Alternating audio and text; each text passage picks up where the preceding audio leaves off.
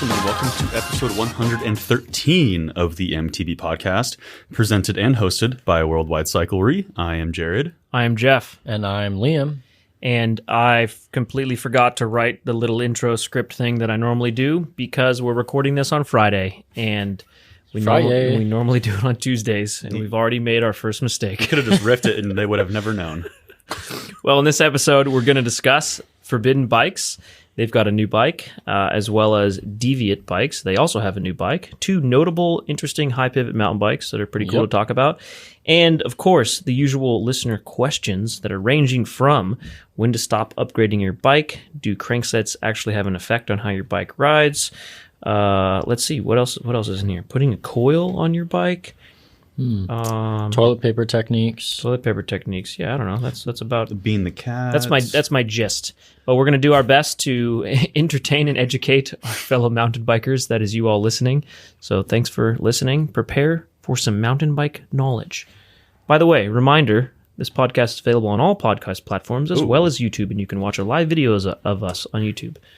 Or at least the most popular podcast platforms. I'm sure there's one out there that's like, well, I listen to Podplat and you're not on there. Short for podcast platform. Maybe. Don't look at me like that. I don't like it. All right. HighPivot bikes. That's something we went super in depth with. What episode was that? Episode 92? 92? Whoa. 95? It was 90 something. 91? Yeah. I have no clue. Nico had a lot of interesting sort of things to talk about HighPivot stuff because he's the downhill racer, World Cup level downhill racer that we're all friends with and sponsor, and he's creating his own bike that he raced all last season and began to race this season until he wrecked himself before he checked himself, but he'll be back. But he has a lot of knowledge and understanding around suspension kinematics, as any really nerdy bike nerd racer would. And when he was building his own bike, he was testing back to back the same bike, one HighPivot, one not. A lot of good stuff on that episode if you want to learn more about HighPivot. That was episode 91, by the way. 91. Yeah. Okay, thank you. Mm-hmm. The gist of it is that it's the whole idea is it just makes the suspension work better.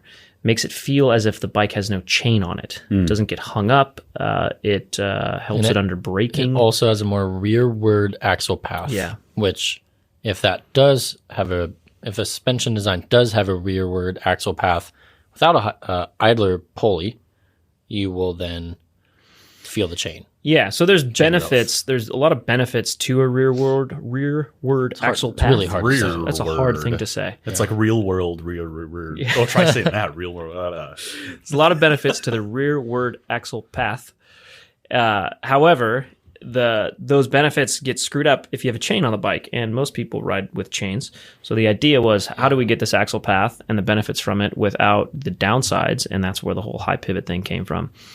Forbidden and Deviate are probably the two most prominent brands that were really on top of this suspension design early on, right? I'd say two most prominent trail bike brands. Yeah, true. Yeah, because downhill bike is a whole different scenario. It's actually, been in Canfield Bros? Canfield's 30 years ago. Yeah, a long time. Common Sol's used it for a long time. So even the Honda bike used some type of idler pulley thing mixed in there. Gearbox, so I think it. I also think it might have too. Yeah, I don't remember. That was a while ago. But in the downhill world where you have longer travel bikes going a lot faster, this is where the stuff gets even more important. But as enduro bikes, as people ride them faster, as they become more capable, and as they get longer travel and they can still pedal up hills well, that's where a lot of people thought, we should put HighPivot suspension designs on trail bikes and enduro bikes. And Forbidden and Deviate were two of the brands that kind of came out of the gate with that setup. Which is cool. And they've been doing super well, and those bikes ride well. And Forbidden, so new Druid. Yeah, well, actually, let's start. You know all the deets. Yeah, I do. But let's also start with saying that we are now carrying Forbidden bikes. True. Which is news. Round of applause. Round of applause. Very exciting. So that is cool. It is exciting that it is our job to curate the best mountain bikes and mountain bike components and gear. And that's a brand that we've kind of been eyeing for a long time and finally pulled it off. So, stoked on that. So, stoked we are getting bikes in as we speak. And, if you have any questions or you want to pre-order something, shoot us an email. But did you ever get a HighPivot bike, Jeff? Yeah, absolutely. Nice. Yeah, actually looking at these two bikes today, I was like, man, these look so good. And that new Forbidden just looks amazing. Yeah. The new Deviate, I'm definitely interested. We when do it have comes to that 140 plus mil travel. Mm-hmm. We have a Dreadnought on the way for testing, so that's a 150 rear travel. Awesome. Yeah, that I really want to ride, and then I want to ride that back to back against that Deviate, which you rode the Deviate a lot. Did the Claymore. The Claymore, the longer travel. That was a really fun bike. Yeah, and you guys made a YouTube video about that. So go check that out if you're curious. It did feel chainless to an extent. Like I could not believe how good the rear suspension worked, and even on like technical climbs, I was like blown away how much traction and just like how well it scooted up tech climbs. But yeah. Those are the types of bikes that the faster you go and the more you're sort of pushing your own limits on the bike, riding down steeper stuff, rougher stuff, or in racing scenarios where you're under really hard braking in different scenarios and it's super rough, that's where HighPivot starts to really shine. Yeah. And you go, whoa, this is nice. I like this. It was really nice. Yeah, so I'm pretty keen to try the Forbidden, Druid and Dreadnought, but they both seem like super sick bikes. Yeah, so with Forbidden, they released a new Druid V2 this past week, where their Druid was the original bike that they came out with a couple years ago. That I think it was their only bike they launched when they launched a brand. So they came out with the V2 where they actually changed up the suspension design a little bit, and they added a pivot near the rear axle, which helps tune both anti-squat and anti-rise characteristics. And just kind of more fine-tune what they have going on back there with the HighPivot design. So instead of like a single high pivot, it's now inverted 4-bar, right? Yeah, that's what they said. I haven't looked into it. That's why I didn't want to say if it's inverted 4-bar, but they did say that, and I did read that. So yeah, it's a 130 rear travel, 150 front, modern geo like you'd expect. No like weird stuff going on. It has, internal cable routing, but not through the headset. It's got UDH, kind of just standard stuff. So stuff you would expect. Yeah. And not on a flagship high-end premium level mountain bike. Man, they look so good. It does look really good. Their colors look really good. I want to buy this the more I look at it. I know. I'm pretty Me first. It's just such a rare, rad brand too that it makes me really interested in. I need that in my life. It looks pretty rad. Bike looks good. Everyone has good things to say about it. The brand is cool. Working with them's been good so far. So awesome. Everything looks good about it. Yep, definitely a bike and a brand worth checking out. I'm just still continuously happy that there are small boutique mountain bike brands that continue to push the limits and make amazing bikes that are actually still usually almost always better than the big box brands because they're catering to a different audience and they're going even higher end than it would make logical sense for a big box brand to do. And it's just cool that exists. And catering to a more niche audience, which, can pinpoint what you like, and that's why it might perform better for you, right? Yeah. So it's honestly just like a lot more exciting to me personally when I see like a new bike come out like this too, because like I don't know, for me if I see like a new Trek or Giant or whatever Specialized come out, I'm just like cool, but I see good like bikes, this, I'm like nice, like Skunkworks type deal, like I don't know that just like new big box bikes don't really excite me as much, I guess. So it also is 2929 and mullet compatible with this swap of a rear link. Ooh. Or a flip chip or something? Flippity chippity? Chip a flip? Yeah. It's compatible one way or another. I have to read into exactly how they do that. Sick. But yeah. Fanciness.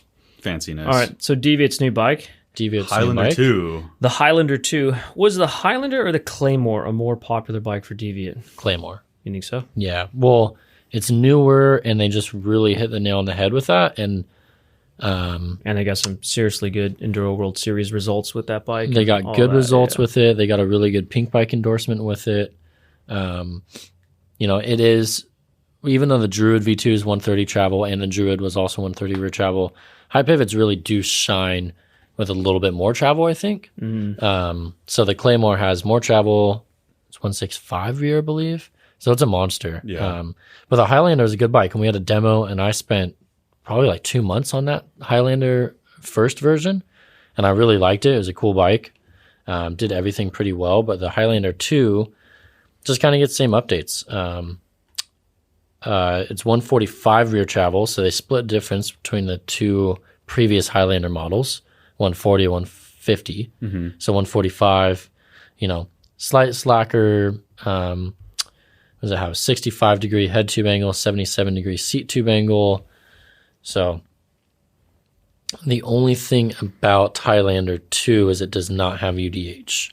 So if that is a stickler for someone, then it does not have UDH. It does not have UDH. That's a bummer, man. But I really like the way Deviate does their cable routing on their front triangle. It's like that is nice. Fully external, yet it's like hidden and tucked away. Mm-hmm.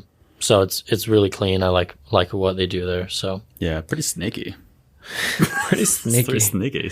I wonder if UDH, we kind of feel right now that, your bike really needs UDH, but I wonder how much that's going to end up mattering.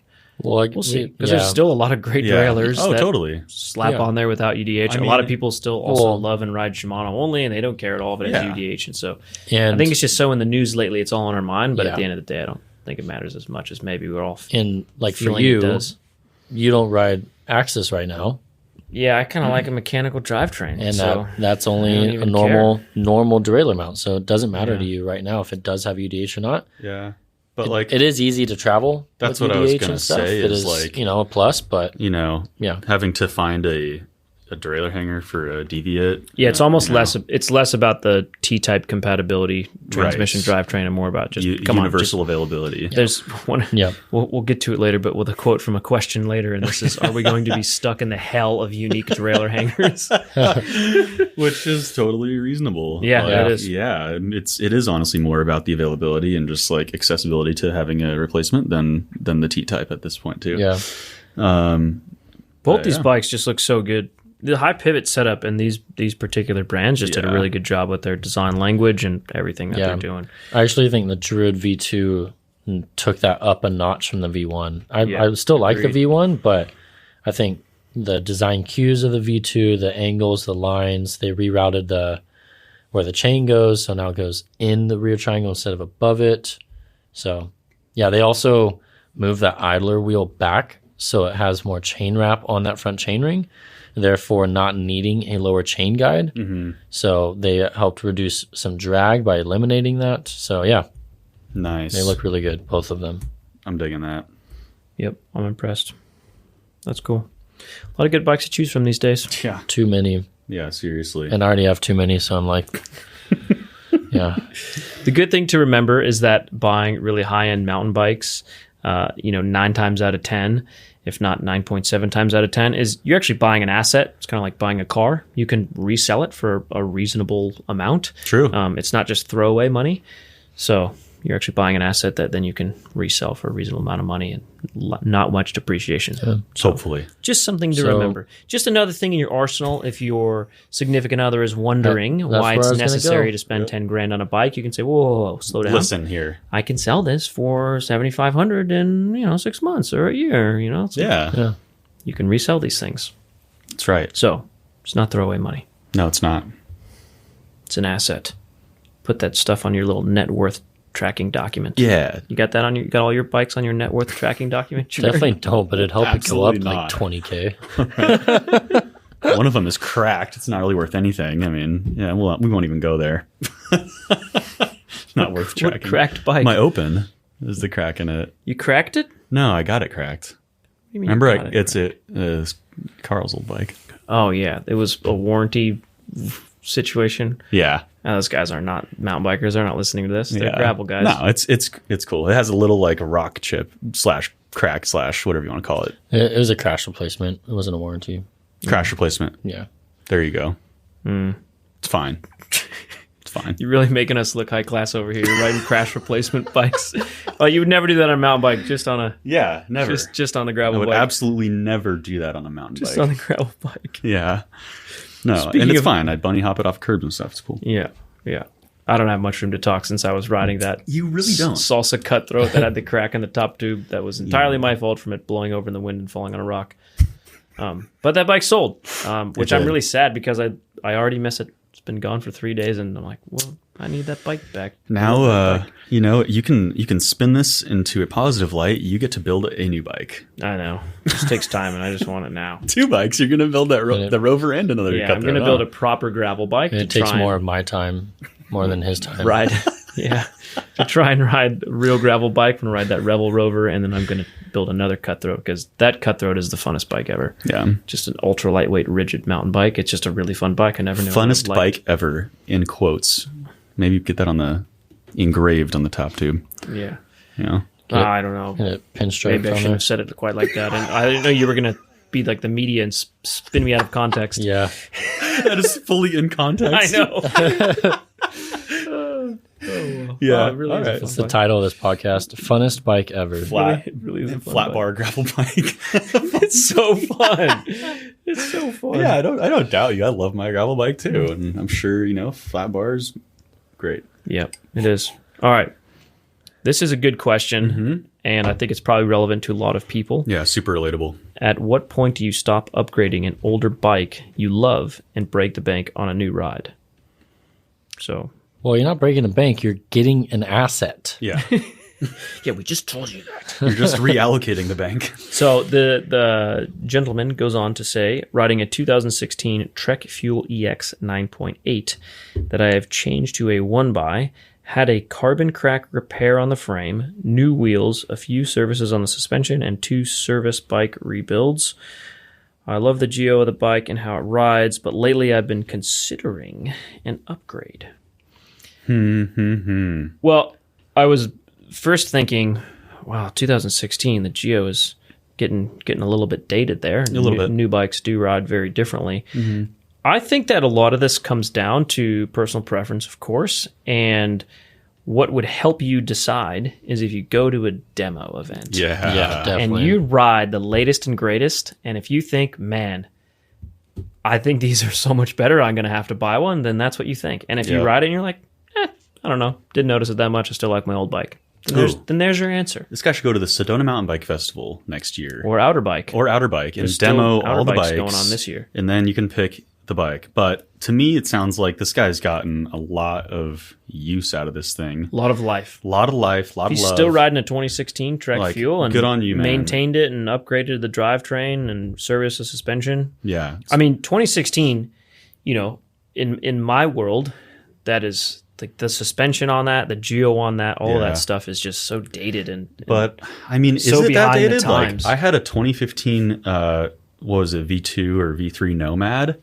and I mean that's still a great bike. Like if you just take it for what it is, like obviously if you're comparing it to something brand new, it's like you're gonna notice some differences. But like I'm sure this guy's still having a blast on this thing. Like and geo is still probably fun. Well, you can always have a blast on anything, right? That rolls. Exactly. His funnest bike ever is a 90s mountain bike. So.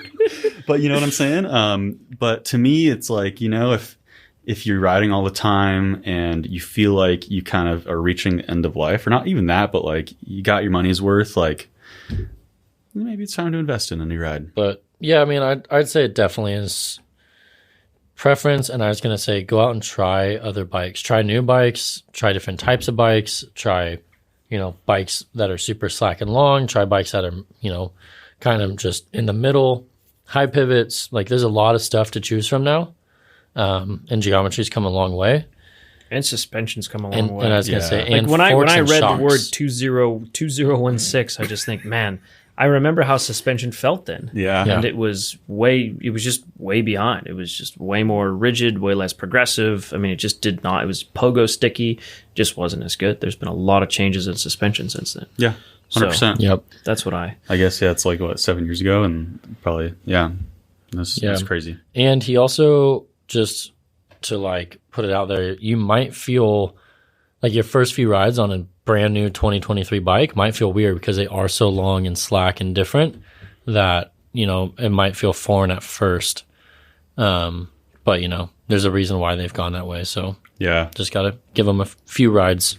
think the best test is to just go ride the latest and greatest and see if it blows your socks off and you think you got to have it because it's going to be that much more fun and capable and useful and awesome as a bike to ride, then heck yeah, do it. Or if you think, it hasn't changed that much, then there's your answer. Stick with your old bike, that's kind of upgrading it. It's kind of what happened to me. Like years ago before I started working here, I had like a 2012 Santa Cruz Blur 26 or, like 2x10 or whatever. And I did a Santa Cruz factory demo. I demoed a new Nomad and it blew my socks off. Like you said, I was like, oh my God, this is horrible. I need one of these now. And like, I kept on breaking stuff on the Blur and I was like, oh man, like this thing is just not built for it. But yeah, it kind of opened my eyes and like fast forward to when I started working at Worldwide and I had the Nomad and I rode a brand new SB150 and the same thing happened. I was like, oh man, this thing just blew that thing out of the water. Like, so yeah, that'll probably happen every few years if you're riding a bike that's, several years old, I guess. Let's hope, because that means that bike innovation continues to progress and go in the right direction and blows the socks off of people when they have to get something new. Yeah. So we'll see.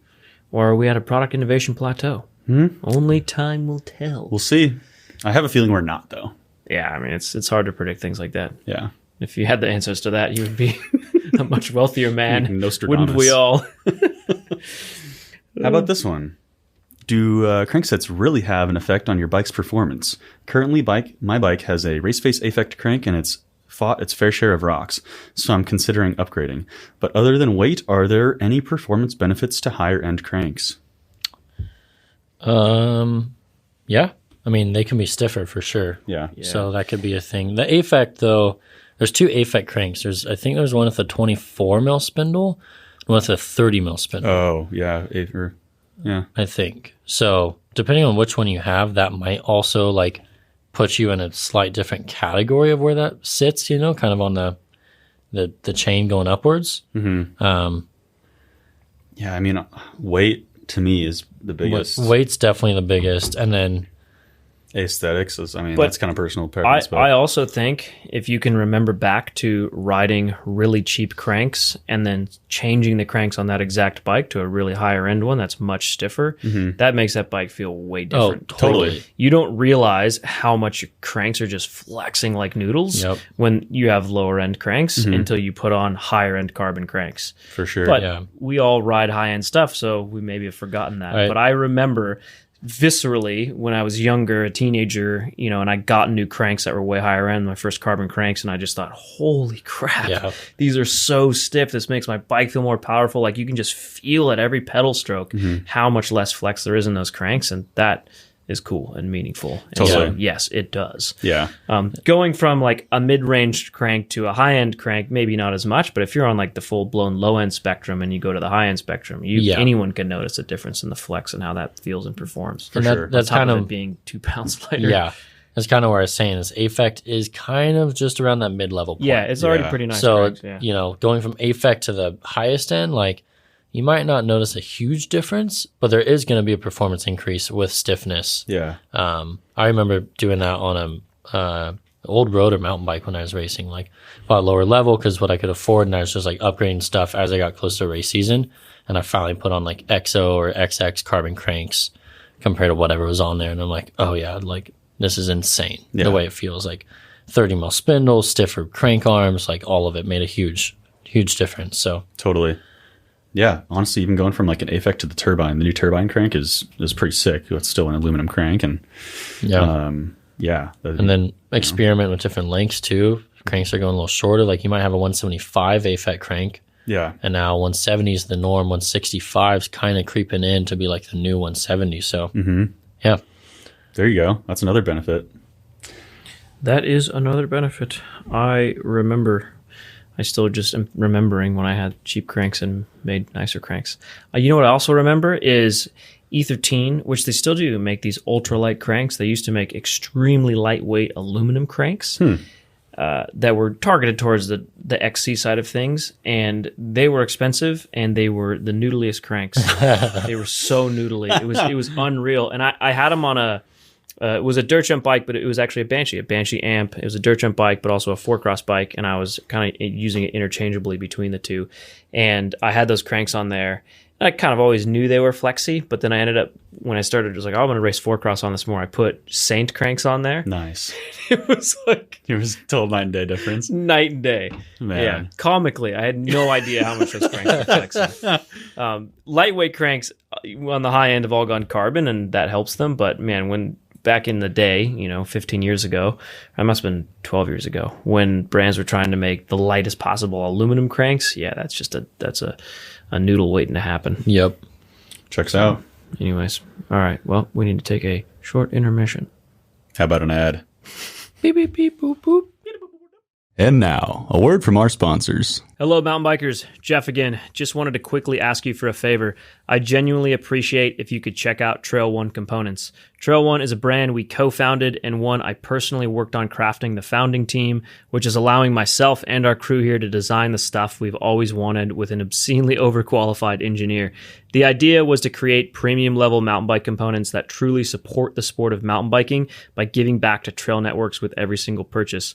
We have a growing line of products which can be seen on the Worldwide Cyclery website as well as at trail1.bike. Speaking of which, if you use the code podcast25 on the Trail One website, you can snag 25% off your first order. That's trail1.bike. Thank you. And now, back to the show.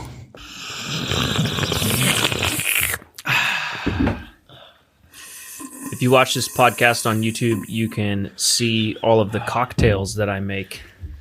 Oh. Or...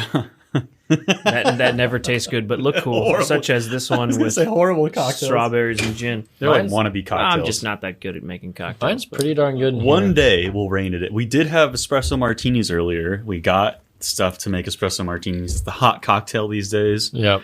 We made a couple and they were delicious. Jared's big on following Instagram and TikTok trends. That's He's all not about true. espresso martinis Not today. true at all. I do not follow that stuff. He actually sent me a link to a TikTok with espresso martinis this morning. Get out of here. I said we should have these on the Mountain Bike Podcast. You guys are the worst. Made that up. The worst co-hosts ever. Or we're the best. All right, kidding. read this next question. It's directed towards you. Yeah. Dear Jared, you should bring Bean onto the podcast to give some meows of advice on the best saddle for felines. I totally agree. Also, is Trail One ever going to make pedals or chainrings? Well, Liam, Trail One. Hang on, I gotta stop. Oh no. This is what the rock was for. Yeah, I got Pet Rock King Lentil the fourth. Oh my god. King You Lentil wrote the on fourth. it. What is that? A Sharpie? We've been Paint pen? the occasional mention of Jared's cat Bean, and then somehow Pet Rocks got mentioned, and we just keep getting pummeled in the comments and the questions about Pet Rocks and mostly Bean content. and Bean, Jared's cat. And now Liam has a giant rock in his hand. If you're watching this on YouTube, and he painted. Did you paint that? Yeah. You took the time to paint that? Well, paint pen. King Lentil the fourth. Where's the first three? You probably ruined an entire paint pen doing that. So you're gonna take that It's a home write-off on the and company.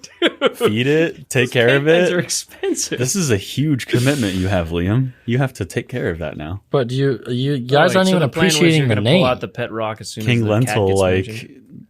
is that supposed to be a nod to the Bean Queen? It's the king of Bean. This is in charge of Bean Oh, because it's King Lentil. but see, Bean is the queen, so I guess they're in it together somehow. She's a princess. Rein it in. All right, We're way off of the mountain bike topic. Is Trail One ever gonna make pedals or chain rings? The answer is yes.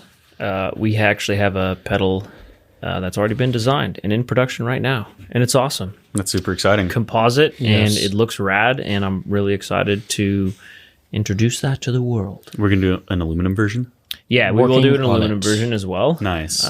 Crazy high-end CNC'd one. So we gotta cover the bases. Got to have a super high-end CNC'd alloy version, and then a nice, good composite one that's at a totally different price point. So I'd say that's what mid, we're working mid and high. Not Nice. low, but mid. We're Oh, going like yeah. that. Yeah. Chain rings, we've thought about it. I have a Chain rings are visual, tough. cool design, but then it's like other people make good chain rings, and then you're like, we also work closely with the manufacturers, and they don't love third-party chains. It's a mess. I don't know. I don't know if I want to get into that right now. Yeah, there's just a lot of weird patent minefield stuff around chain rings that doesn't exist amongst other components, because there's that whole SRAM X-Sync thing that had to do with the narrow wide chain ring. Yeah. I don't know. There's just some weird chain ring shenanigans that not really sure if it's a necessary product to make. If anyone listening to this has any really interesting ideas or thoughts on chain rings, let us know. Yeah. I'm very curious. Yeah. But also on this question, is this person asking for the best saddle for felines for cats, or felines for like female mountain bike riders, or best saddles? The best saddle for felines. For anyone? I think they mean cats. So that's a joke. I think so. Okay. Moving on. What do you think is the worst thing a person can put in their bio on a dating app? Zodiac sign. Really? I mean, yeah, that's definitely like a red flag for sure. Run. If someone asks you, Zodiac sign, run. Someone asks you what time they're born, run faster. I'm going to say... I would have thought those are kind of the girls you might like. I mean, yeah, I can see that, right? Yeah. You want to go to Tulum and see Rufus the Soul? Like, what's your sign? Jared, don't you need to like realign your chakras? Touche.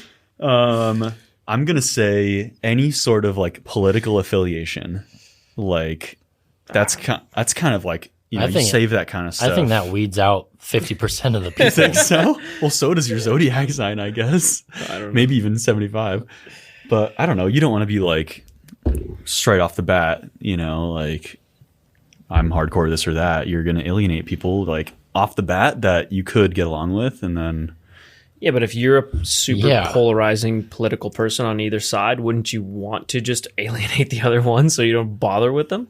I don't know. I mean, you can coexist with someone and not share the same political ideologies. That's like, a very my parents are hard, high tension. My dad is super conservative, and my mom is like the other end of the spectrum. You know, your parents are one of the bright spots in America. Thank you. Yeah, I really appreciate that. The fact that they have totally different political views and they've been happily married. Oh, yeah. That's good. Oh, she That's did say some stuff like, "If you vote for Donald Trump, I will divorce you."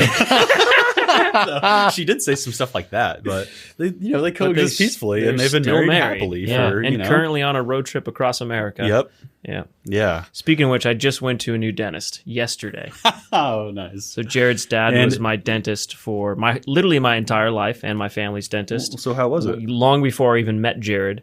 And his dad retired, so I have to find a new dentist. No, he's great. Yeah. I had great experience. I mean, obviously not as good as my dad. Well, that's need. I mean, yeah, your dad was fantastic. Best dentist in the world. Didn't even need to throw that out there. But there was even a comparison, because the best part is you don't even know where you're going to go for dental work now. No.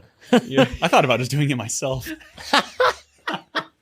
Tell your dad that. Yeah, he would probably love that. Why doesn't your dad just give you the old, son special? Just come over, son. It's because he doesn't like do cleanings. Like, that's all I really want is like, he can tell me if something is like jacked up, but like I'm not going to make him clean my teeth. I'll go get something, I'll have somebody do that. All right, we are off topic. Anyways, yeah. How about the next question? Once again. We keep. I think I recall you guys mentioning some MTB specific. Oh, wait, no, you didn't answer it. The dating app question. I don't know the right answer for that. Oh, come on. Just what's the first thing that comes to your head? You're scrolling through, you see a potential mate, and you think, oh, God, but there's that in the bio. Like, she likes rock climbing. Maybe if there's a request of, I'll only DM you back if you make six figures. Like, you got to be over 6 feet, make over 6 figures. Yeah, exactly. If that's in there, I'm like, God, 100%. Yeah, that's like zero interest in that materialistic. Depending on where you live, 6 figures is just like, cool. You can almost afford a mortgage, right? Are you counting decimal places? Yeah. Just kidding. All right. Well, there you go. Next question. Oh, no, I got it. Okay, yeah. It's your Amazon wish list link. Oh no, is that a thing? That in the bio. Do people do that? It's in girls' Instagram profiles for sure. No way. Oh yeah. Tap on some of those links. That's insane. Now we're really embarrassing me. Yeah.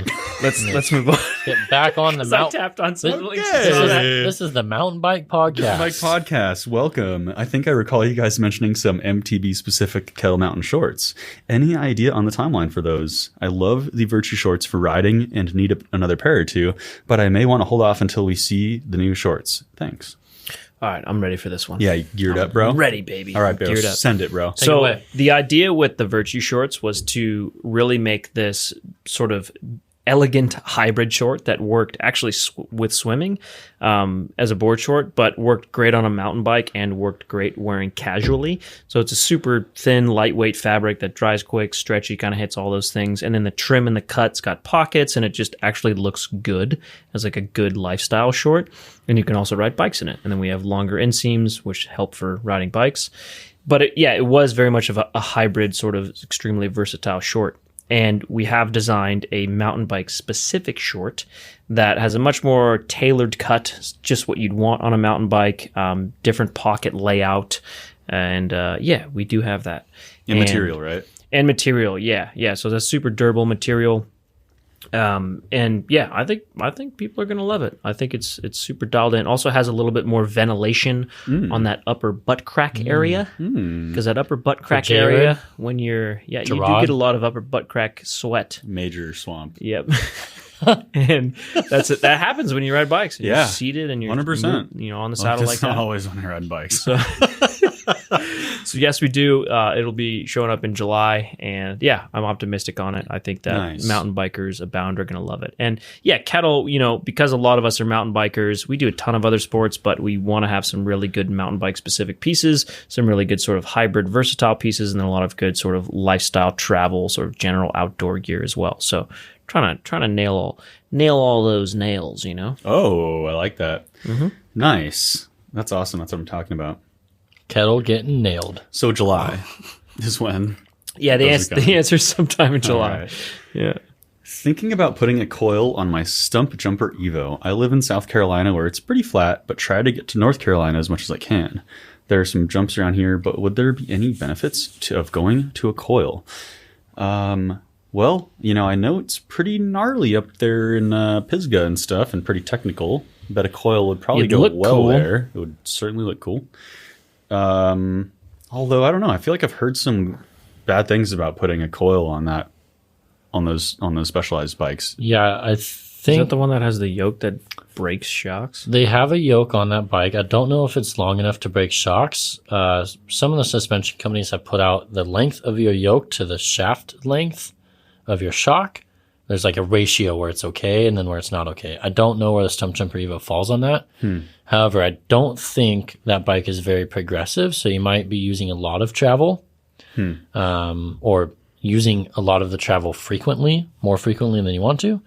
However, that being said, North Carolina is pretty rocky and rooty, and having a coil, which the main benefit of a coil is to have a more supple kind of off-the-top feel, could really help you get more traction in that rocky and rooty stuff.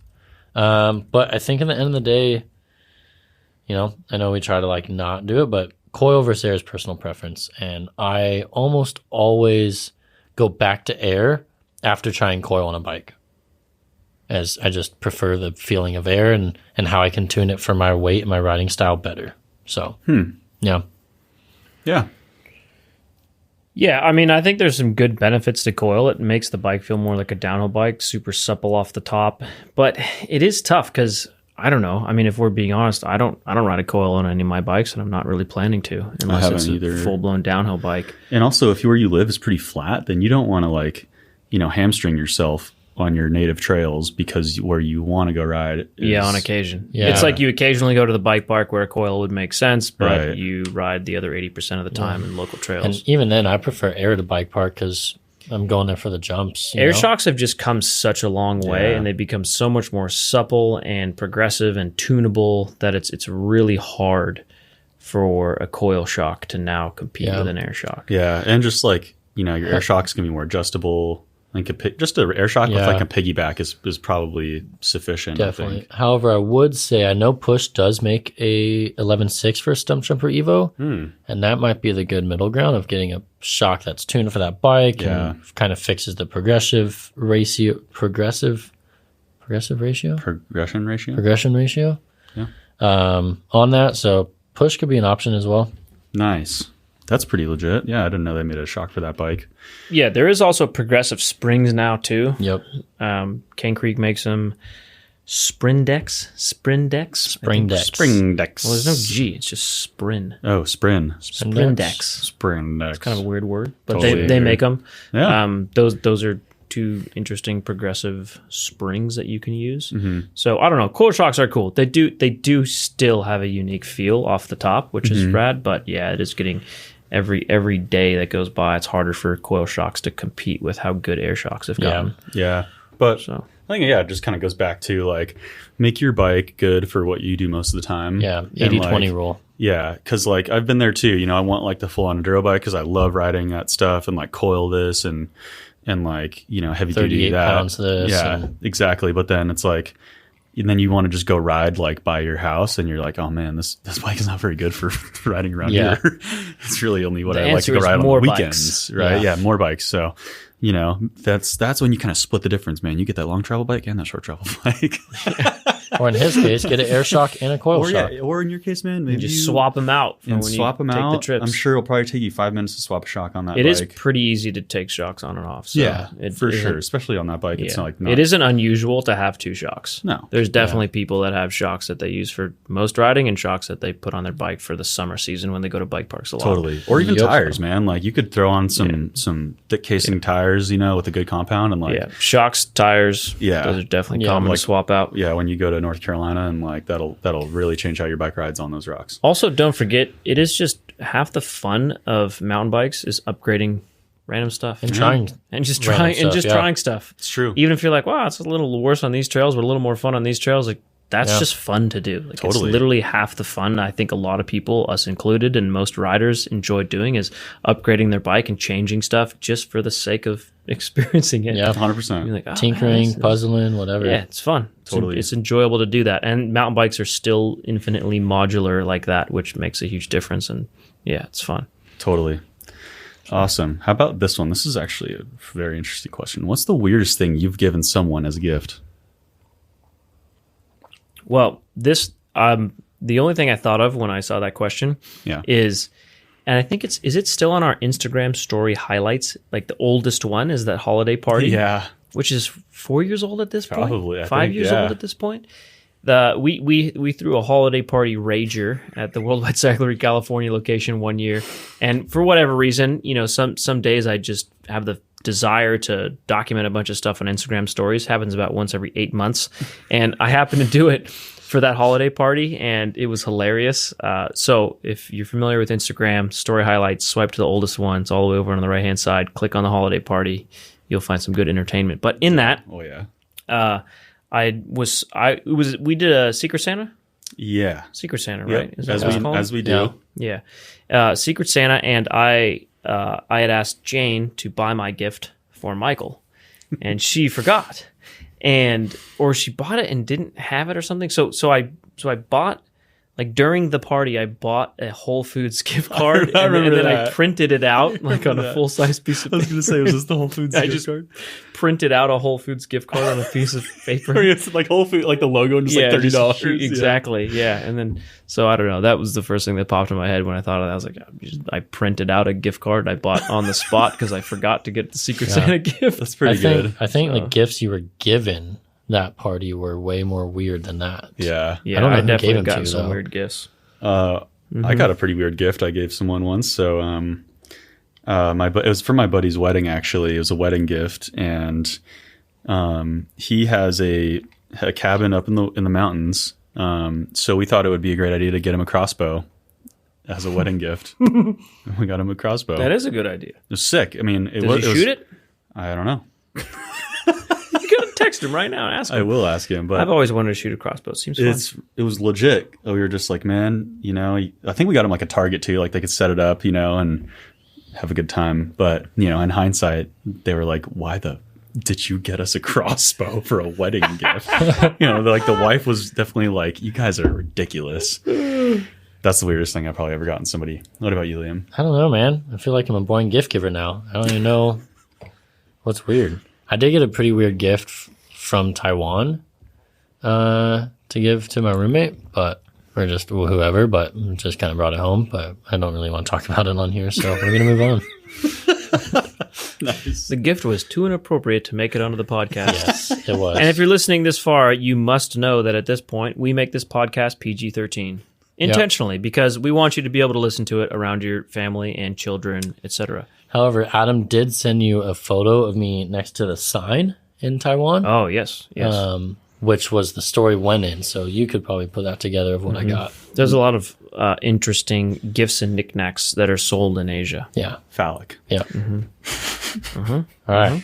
How about, I think I know the answer to this one. General. Toilet paper over or under?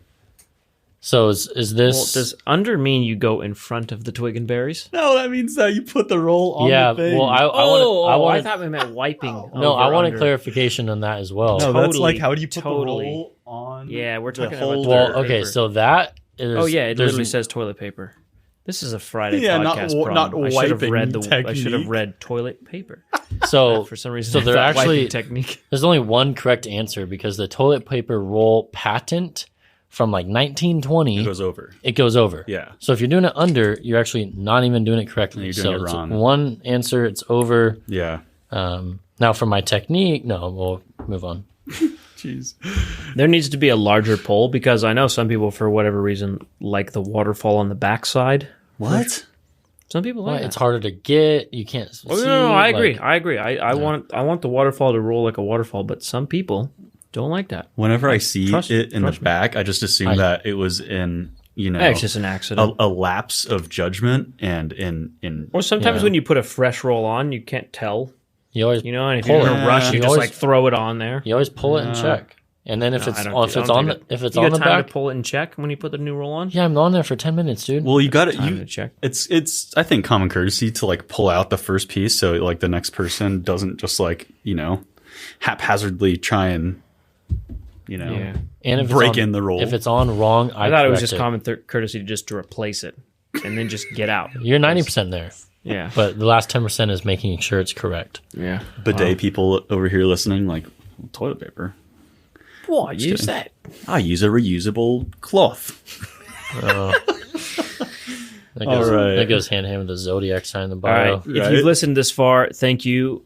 We apologize, or maybe don't apologize because maybe you enjoyed the slightly off-topic conversations. But yeah, we're a little more casual today because it's Friday. Yeah, Party Shirt Friday. We're not wearing party shirts. Weren't we going to try and bring that back? We should. We do. But our store in Nevada, Tyler's wearing a party shirt last Friday. Out there, like it hasn't really been party vibe in the environment lately. It still doesn't feel like summer. Yeah, we need sunny for party shirts. But I just had a quick comment, regarding the Lentil King, because I think what you actually meant was the Legume King because lentils and beans are separate.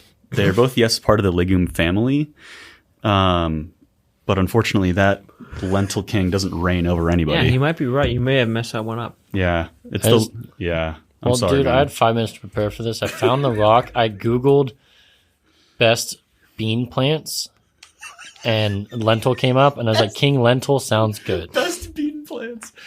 So I think Lord Legume would also suffice personally. Thank you all who has ever commented about Bean. I'm sure it makes Jared happy. But more importantly, it does. If you've listened this far, if you leave our podcast review on Apple Podcasts or Spotify and you screenshot it and you send it over to podcast@worldwidecyclery.com, yes, Jared will send you a fancy little gift card, $15 off discount code, $15 off discount code, something like that. Because we really appreciate the reviews and all the kind words from you all. So thank you. We currently have the highest rated mountain bike podcast on the planet. We could just say ever. Yeah, that's pretty awesome. Mm-hmm. Before we wrap, should we go over our previous show notes, previous episode? I mean, rip through it quickly. All right, so here we go. A couple of you guys might remember, or all of you might remember how we talked about Continental tires a couple episodes ago, and how somebody was looking for advice on Vittoria tires. So Here we go. Vittoria, excuse me, pronunciation. There you go. I am an avid fan of Vittoria MTB tires, going back to their GX brand. I have purchased many Vittoria tires from WC, and I hope you keep stocking them. Blah, blah, blah, blah, blah. Okay, we will keep stocking them. The Mazda goes head-to-head with the DHF or DHR. I run the Mazda in front. The brake point is so much better and more predictable. I run the Martello on the rear for all year traction. Best at everything from climbing rocks to hard corners and braking. The Agaro 2.5 trail tire is also one of the best fast-rolling, most predictable tires for the front since the WTB Muteno Raptor. Is that how you say that one? Muteno Raptor. I have also seen a local rider run them front and rear. I'm a tire aficionado like you guys, and I agree there are so many options and confusion for rubber on the market. Basically saying Vittoria is simple, 2 casing options, multi-compound rubber, graphene, can't be beat. You should check it out. Well, I have been reaching out to them to try to get some samples and their new tire insert, which I also want to try. So hopefully they continue to respond to me, because it's a little pulling teeth right now, and we can get that going. Yeah. Awesome. Italian company. They have a U.S. distributor, so it's not hard for us to sort of stock them as long as the distributor has good inventory, but it is a little hard to communicate with them on various things. Correct. That's fair. But, we'll see. I'm going to keep working at it. Part of why Maxxis is Maxxis and so dominant in the mountain bike world is not just because they have fantastic, probably class-leading performing tires, but they're also just on top of it. Yeah. Like their United States headquarters is on top of talking to retailers and brands and sponsoring riders and making sure World Cups are won on those tires. And their distribution's good. Their OEM's good. That, in every bike shop. Aaron and Andrew kick ass. They're awesome dudes, and they run it really well. So. 100%. Yeah, they really do a good job. Yeah. Well, that's pretty cool, see. to get some more insight on the Vittoria tires. But yeah, I'm not opposed to trying new tires. I've been trying those Continentals. Yeah. I'm all about trying new tires. Me too. I'm a fan of those Continental tires. I will tire any tire. You will tire. I'm just trying to make it fun.